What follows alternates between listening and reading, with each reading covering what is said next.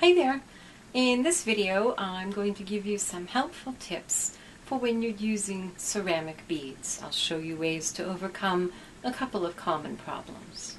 So here's an assortment of ceramic beads from House of Gems, and they're all wonderful. You can see they come in all sizes and shapes and colors and patterns, but they have a few things about them that are the same for all ceramic beads and different from most other beads you will encounter. First of all, ceramic is a very hard material. You would be surprised at how many things it's harder. It's harder than many granites. It's a very hard material, and one of the problems that you can often find with ceramic beads is that the hole edges are sharp. Now these beads from House of Gems look pretty nice. Most of the holes look like they've been smoothed down well, but often you will find ceramic beads where the holes are not so smooth.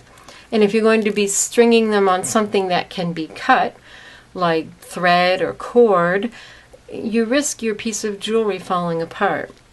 And the way you can deal with that is with a needle file. This is just a diamond file, and it's got a nice long tapered point so that you can get in there and file the edges of any beads that you need to make sure that they're not going to cut your material. An alternate is to make sure that you use bead stringing wire when you string ceramic beads, but that poses its own issues. Not to mention, sometimes design-wise it won't work for you, so you will want to smooth them down with a tool such as the bead reamer. But there are other issues that you may have with ceramic beads, and let me show you here. Here's a ceramic bead strung on bead stringing wire, and here are a couple of spacer beads, some nice faceted spacer beads from House of Gems that goes nicely with it. However, because of that great big hole, there are two problems. First of all, if you look at this bead on the wire, see if I can hold it up so you can see.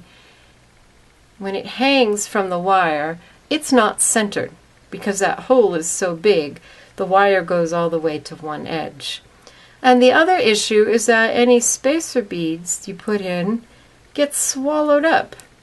Now sometimes you can use this to your advantage in a design, but sometimes you'll want all of your spacer bead to be visible. So here's a wonderful little trick for you. On this piece of bead stringing wire, I've got the same bead and the two spacers, but I have something else, some little seed beads.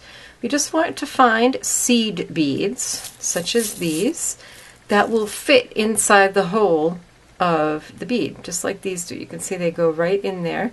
And then all you need to do is string on as many seed beads as it will take to fill up the hole of your ceramic bead.